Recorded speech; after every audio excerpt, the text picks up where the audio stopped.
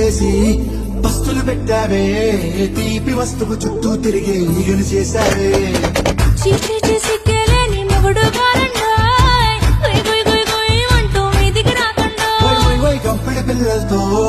ఇంటిని నింపావే సాపాదిండు సంసారాన్ని మేడెక్కించావే ఇరుగు పొరుగు ముందు సరసాల తండా